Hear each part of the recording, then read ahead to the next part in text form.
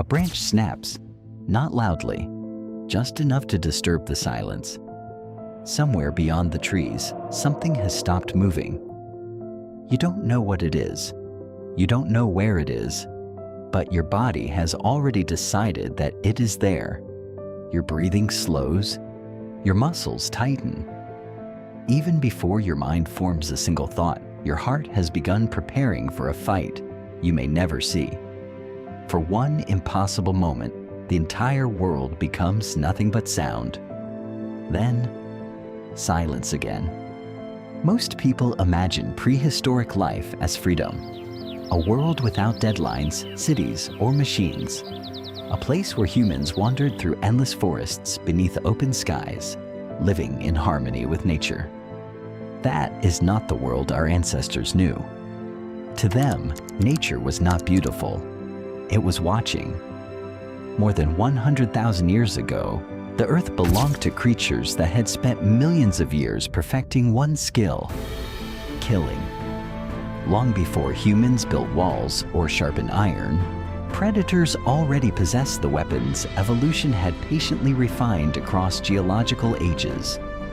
Saber-toothed cats carried jaws capable of tearing through muscle in seconds. Giant hyenas could crush bone as if it were dry wood. Massive crocodiles waded beneath still water, invisible until the moment they exploded upward with astonishing force. Even the night itself hunted. Darkness was never empty. It concealed eyes that had evolved specifically to find movement where humans could barely see their own hands.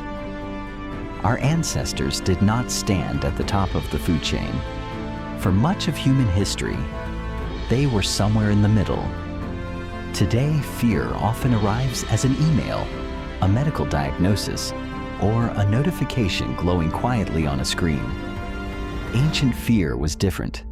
It had weight, it had claws, it had teeth, and unlike modern anxiety, it usually had a physical body moving somewhere nearby. Death was rarely dramatic.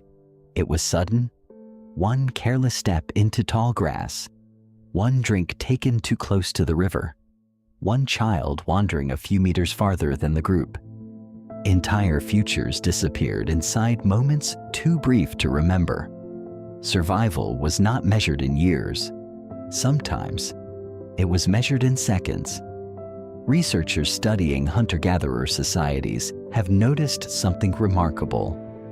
People living close to wild environments do not simply react to danger, they anticipate it. Every sound, every shifting shadow, every unusual silence becomes information. Not because they are naturally paranoid, but because their ancestors had little room for mistakes. The human brain did not evolve in classrooms.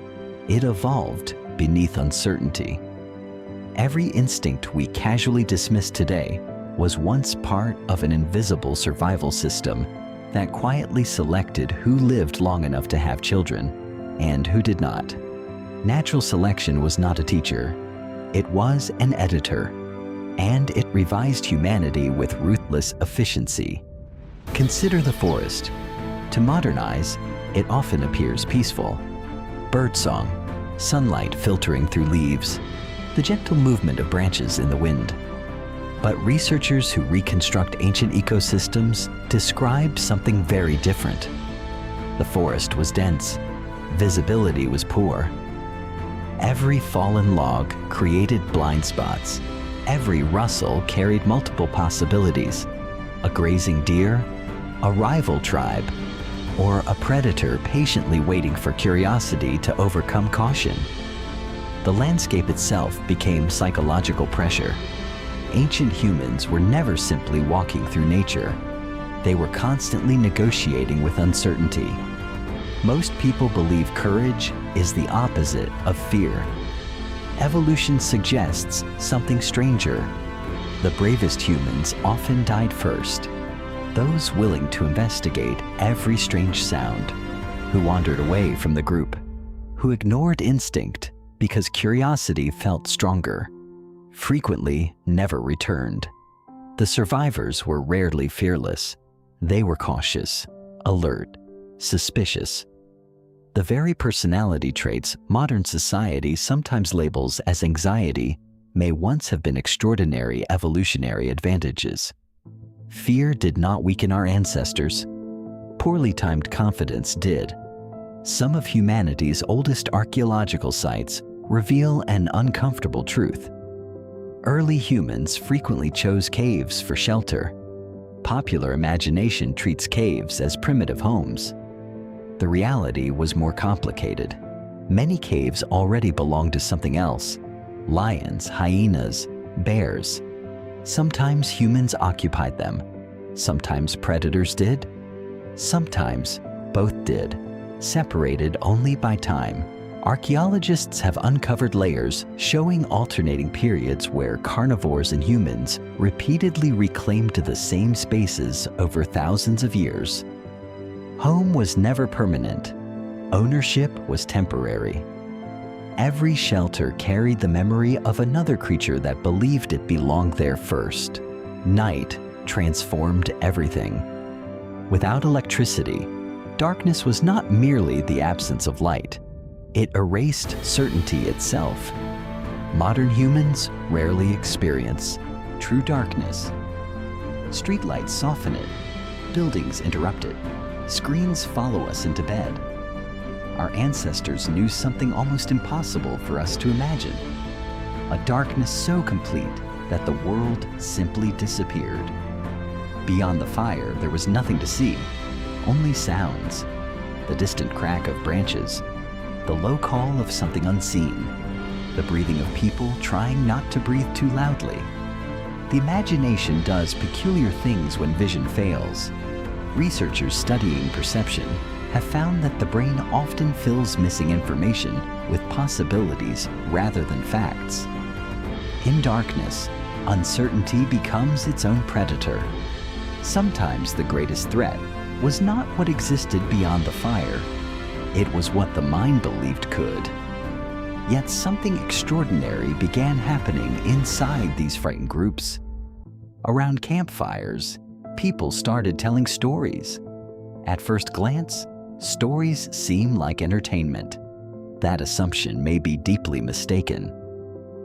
Some anthropologists argue that storytelling became one of humanity's earliest survival technologies. A warning remembered as a story survives longer than a warning spoken once. The valley where the leopard waited became a legend. The river that flooded without warning became a tale repeated across generations. Children who had never seen those dangers learned to fear them anyway. Knowledge began traveling further than experience. For the first time, humans could inherit fear without surviving the event that created it. And that changed everything. The greatest weapon our ancestors ever discovered was not fire. It was not stone. It was not the spear. It was something far less visible, an imagination capable of experiencing danger before danger arrived. Because the moment humans learned to picture tomorrow's threat, they stopped surviving the present alone. They began preparing for futures that had not yet happened. And in a world built on terror, that single ability may have become the most powerful survival tool evolution had ever produced. The fire is still burning. Its light reaches only a few meters before dissolving into darkness. Beyond that invisible boundary, the forest has disappeared. Not because it is gone, but because the human eye was never designed to own the night. Someone hears movement. Every conversation stops. No one asks whether it was real. Because out here, assuming danger exists is far less expensive than discovering it doesn't. That simple calculation became one of evolution's greatest inventions. Most people believe the greatest challenge of prehistoric life was fighting predators. The evidence suggests something more complicated. The hardest battle was often against uncertainty. A lion could be seen, a wolf could be heard, but uncertainty had no shape. It lived inside the imagination. The brain constantly asked questions it could never fully answer. Was that shadow moving? Was that silence natural? Why did the birds suddenly stop singing? Every unanswered question demanded energy. Every possibility had to be considered. Long before humans understood psychology, psychology was already shaping humans. Modern neuroscience has uncovered something extraordinary.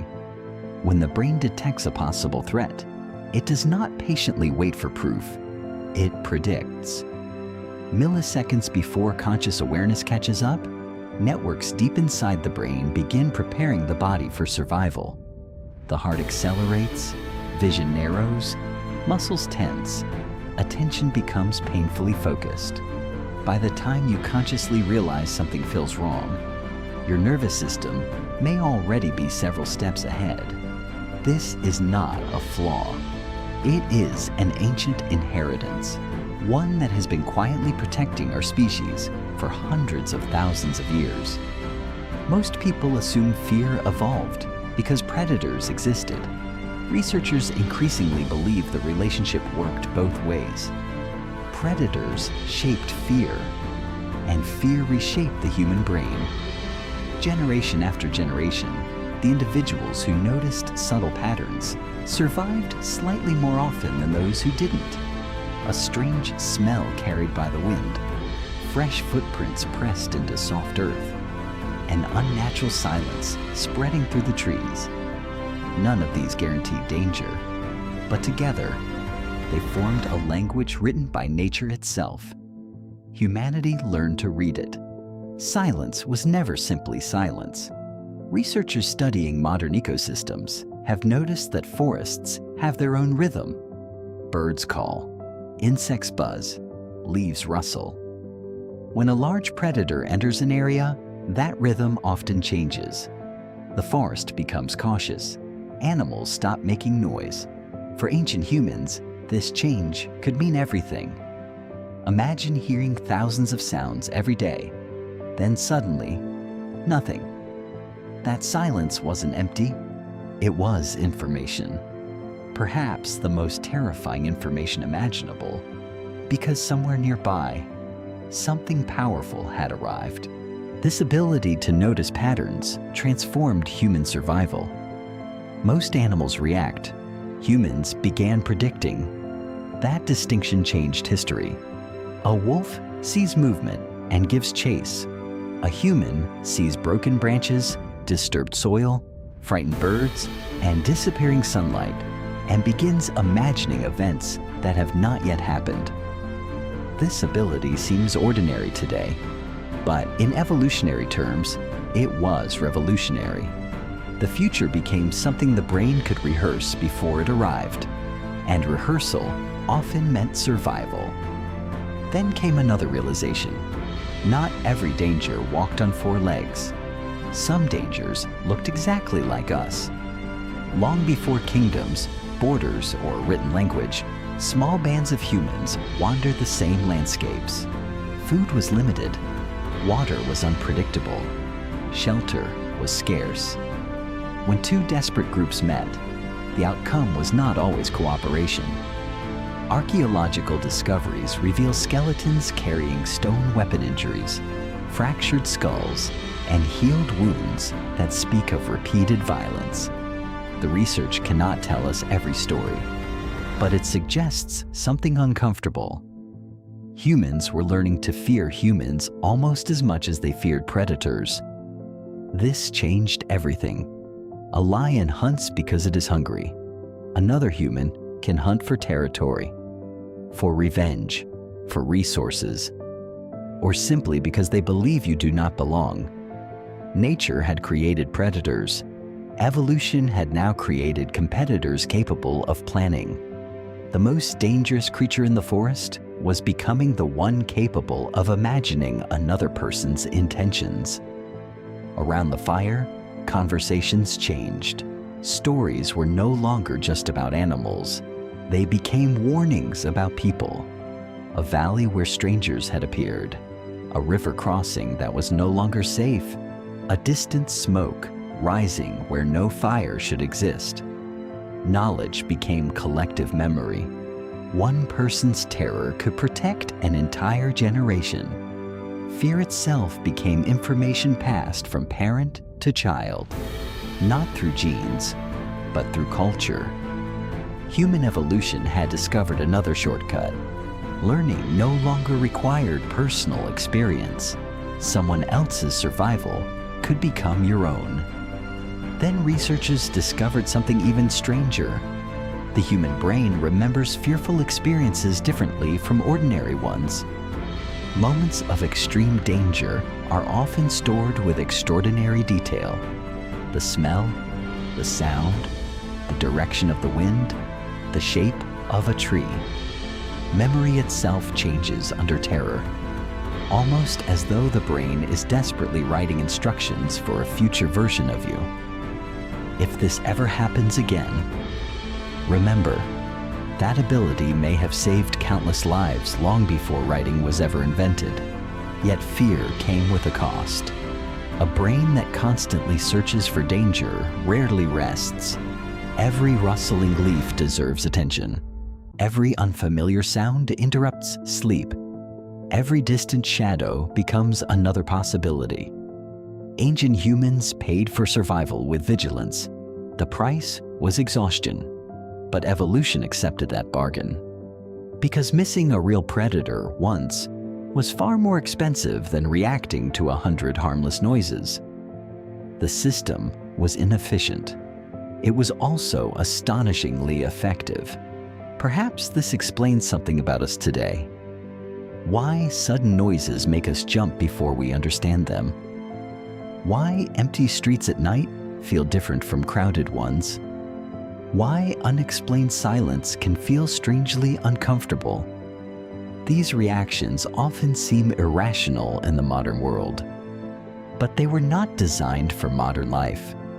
They were designed for forests, where uncertainty could kill.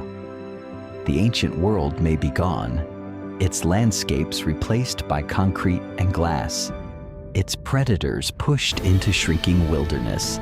But the architecture of fear remains remarkably unchanged. Every heartbeat accelerated by uncertainty, every instinct that whispers something isn't right, is an echo from a world where hesitation could become extinction. And the deeper scientists look into the origins of that fear, the more they realize something unexpected. The greatest predator ancient humans ever faced was not the animal waiting beyond the fire. It was the invisible possibility that one might be there at all. The child does not understand why the adults suddenly stop walking. No one speaks. No one points. An older hunter slowly kneels and presses his fingers into the damp earth. There's almost nothing to see, just a faint impression in the mud, a broken blade of grass, a footprint that rain has already begun to erase. He stands. Without a word, the entire group changes direction. The child never learns what was found. Only that everyone who survived learned to trust those who could see what others could not. Long before humanity learned to read words, it learned to read fear. Most people imagine intelligence as the ability to solve problems. For ancient humans, intelligence meant something far more urgent. It meant detecting problems before they existed. A successful hunter was not simply stronger. He noticed what had changed. A flock of birds leaving too early, fresh claw marks on a tree, the smell of decay carried by the wind. The world constantly whispered information. Those who ignored it slowly disappeared from history. Those who listened became our ancestors. But something extraordinary happened as the human brain grew larger. Fear stopped being only a reaction. It became imagination. No other adaptation changed humanity more profoundly. Researchers studying human evolution often point to tools, fire, or language as turning points. Each transformed our species. Yet none of them could exist without a mind capable of imagining tomorrow. A spear is only useful if you expect danger before it arrives. A shelter only matters if you believe winter is coming. A fire is valuable only if you understand that darkness changes the rules. Civilization did not begin with cities. It began with anticipation. This ability reshaped the human body itself. Scientists studying endurance have noticed something unusual. Compared with most predators, humans are remarkably weak. We lack claws. Our teeth are unimpressive. We cannot outrun wolves. We cannot overpower bears. Our skin tears easily. Our children remain helpless for years. By every physical measure, we should have lost. And yet, we inherited the earth. Not because evolution made us stronger, because it made us better at seeing the future. Consider what happens when a gazelle escapes a lion. Moments later, it returns to grazing. Its fear disappears almost immediately.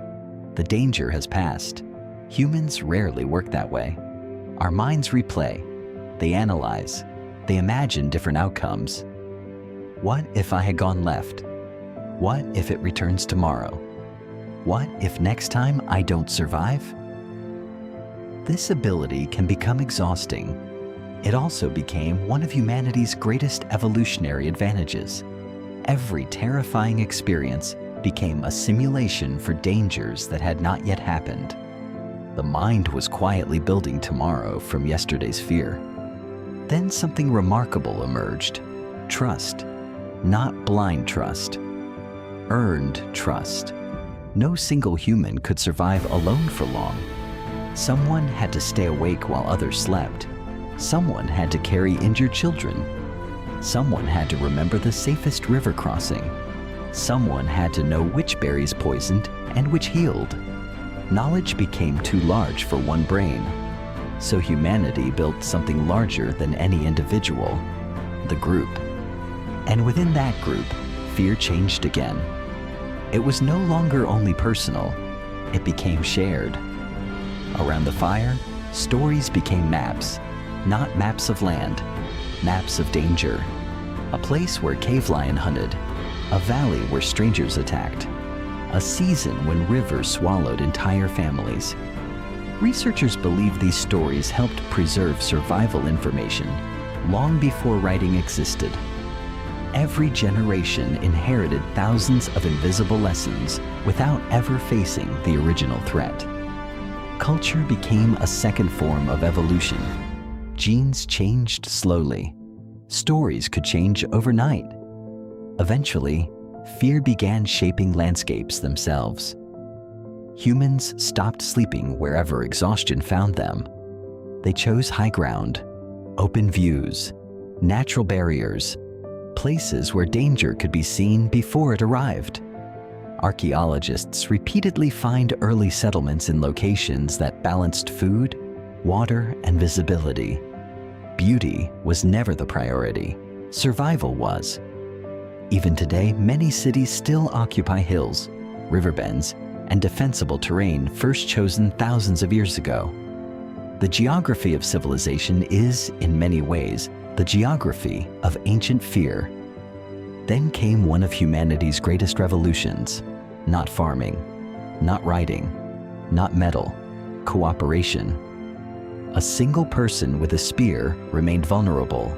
20 coordinated hunters became something evolution had never encountered before. Predators that had dominated ecosystems for millions of years suddenly faced an enemy that planned together, communicated, adapted, remembered. No claws, no fangs, only minds working as one. For perhaps the first time in Earth's history, intelligence itself became an apex predator. But evolution rarely gives gifts without asking for payment. The same brain that imagined tomorrow's predator could also imagine tomorrow's failure, tomorrow's illness, tomorrow's loss.